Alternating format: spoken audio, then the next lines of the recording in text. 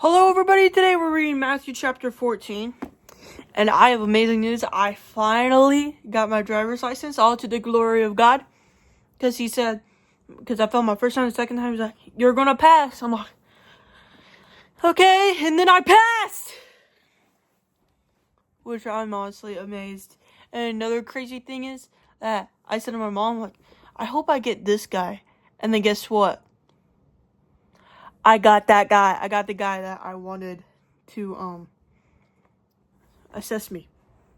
So all to the glory of God. That's my daily miracle that happened today. And I hope another miracle that happens is I'm able to get that dog that I want, that I'm probably going to adopt in the name of Jesus. So up to Jesus, but here we go. The death of John the Baptist. Oh no.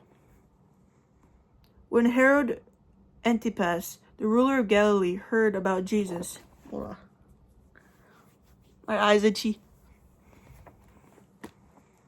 Heard about Jesus, he said to his advisors, then this must be John the Baptist raised from the dead. That is why he can do such miracles. For Herod has arrested and imprisoned John as a favor to his wife Herodias, the former wife of Herod's brother Philip. John had been telling Herod, it is against God's law for you to marry her. Herod wanted to kill John, but he was afraid of a riot because all the people believed John was a prophet, which he was. But at a birthday party for Herod, Herodias' daughter performed a dance that greatly pleased him. So he promised with a vow to give her anything she wanted.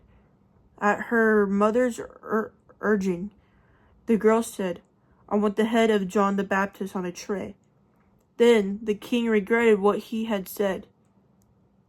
But because of the vow he had made in front of his guests, he issued the necessary orders. So John was beheaded in the prison, and his head was brought on a tray and given to a girl, who took it to her mother. Later, John's disciples came for his body and buried it. Then they went and told Jesus what had happened. Can you imagine what Jesus felt? Like, this basically shows that Jesus felt everything that we could possibly ever feel. He felt everything that a human could ever feel. He felt grief. His cousin, his best friend, had just got beheaded for a wrongdoing, and he had to deal with that grief. Can you imagine how angry and stuff he was? You can be angry, but it's how you deal with your anger. Everyone can be angry. Being angry is not the sin, it's how you deal with it. Jesus feeds 5,000. As soon as Jesus heard the news, he left in a boat to a remote area to be alone. But the crowds heard where he was headed and followed on foot from many towns. Jesus saw the huge crowd as he stepped from the boat, and he had compassion on them and healed their sick. Jesus heard the news, and I bet he wanted to be alone to grieve. But then everyone heard about Jesus, and they just followed him. Like, I have no other hope. I have to put my faith. And then Jesus was like, he put aside his needs to help others. That evening, the disciples came to him and said, this is a remote place and it's getting late. Send the crowds away so they can go to the villages and buy food for themselves. But Jesus said, that isn't necessary. You feed them. But we have only 5 loaves of bread and 2 fish, they answered. Bring them here, he said. Then he told the people to sit down on the grass. Jesus took the 5 loaves and 2 fish, looked up towards heaven, and blessed them. Then breaking the loaves into pieces, he gave the bread to the disciples, who distributed it to the people. They all ate as much as they wanted, and afterward the disciples picked up the 12 baskets of leftover. About 5,000 men were fed that day, in addition of all the women and children. Keep in mind, 5,000 and probably over was fed that day. Isn't that wild? If Jesus can get bread and bless it and just break it and it just multiplies and multiplies and multiplies, he can do anything. If he can do that to other people, what makes you think that he can't do that for you? Jesus walks on water. Immediately after this, Jesus insisted that his disciples get back into the boat and cross the other side of the lake while he sent the people home. After sending them home, he went up into the hills by himself to pray. Night fell while he was there alone. Meanwhile, the disciples were in trouble, far away from land, for a strong wind had risen, and they were fighting heavy waves. About 3 o'clock in the morning, Jesus came toward them, walking on water. When the disciples saw him walking on the water, they were terrified, and in their fear they cried out, "It's a ghost." But Jesus spoke to them at once. "Don't be afraid," he said. "Take courage, I am here." Then Peter called to him, "Lord, if it's really you, tell me to come to you walking on the water." "Yes, come," Jesus said. So Peter went over to the side of the boat and walked on the water towards Jesus. But